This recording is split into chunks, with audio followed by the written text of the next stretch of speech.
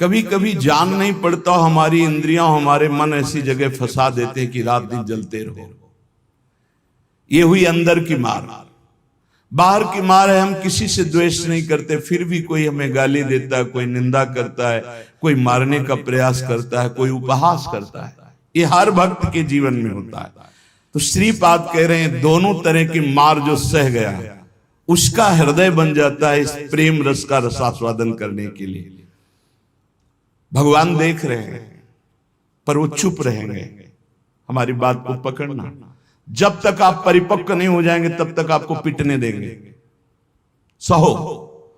भगवान आदेश करते हैं, अर्जुन के सामने खड़े हैं, मात्रा स्पर्शास्तु कौन्ते शीतोष्ण सुख दुखदा आगमा पाइनो अनित्यास्तास्तिति क्षस्व भारत। ये नाशवान हैं, आने जाने वाले दुख सुख है, इनको सो।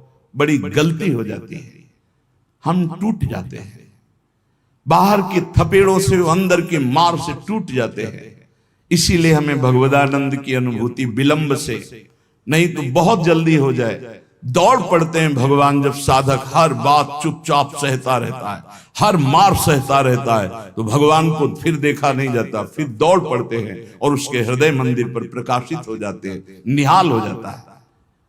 श्रीपाद कह रहे हैं हासम भर्त्सन ताड़नादिषु सदा कुर्वन् विषादम नहीं ग्रासस्याप्यनुपस्थितौ व्यवहरल्लोकेति मुग्धार भवत्।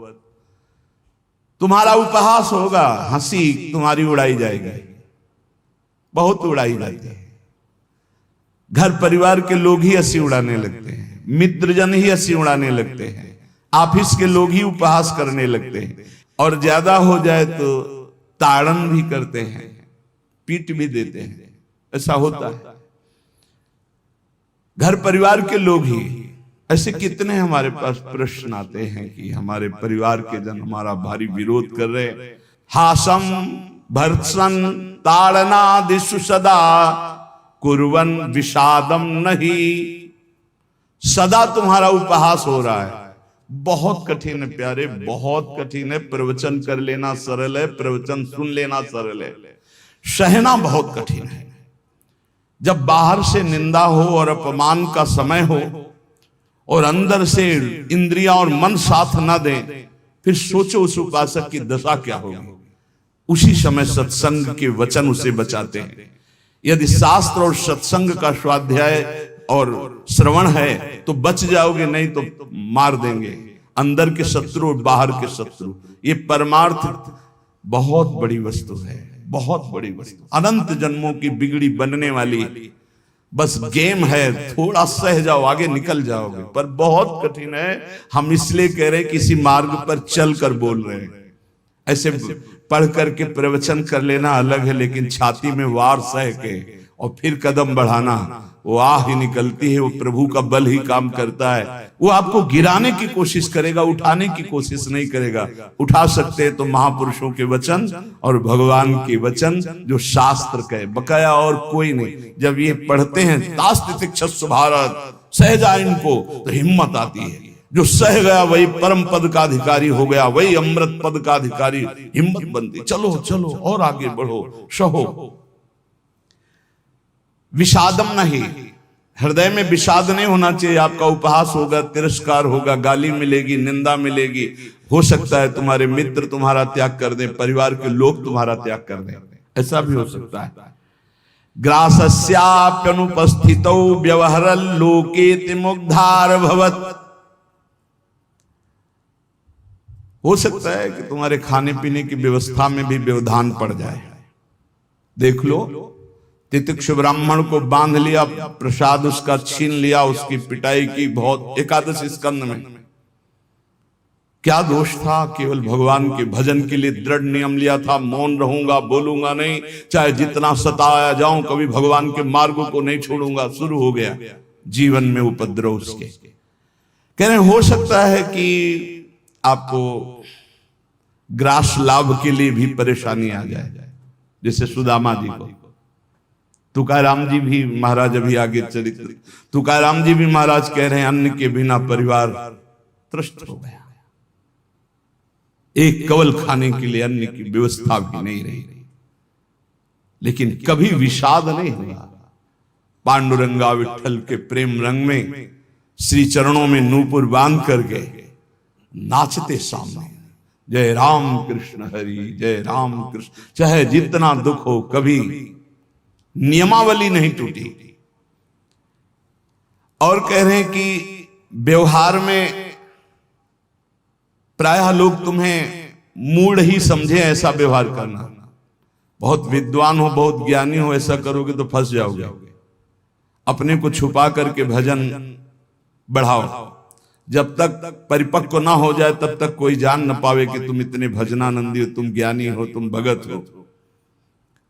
नैष्किंचन महाधनो निज गुणा न स्थापयन करहिचित, सर्वाश्चित वपुषो नमन प्रणयतः सेवस्य वृंदावने। अकिंचनों के परम धन श्री भगवान होते हैं।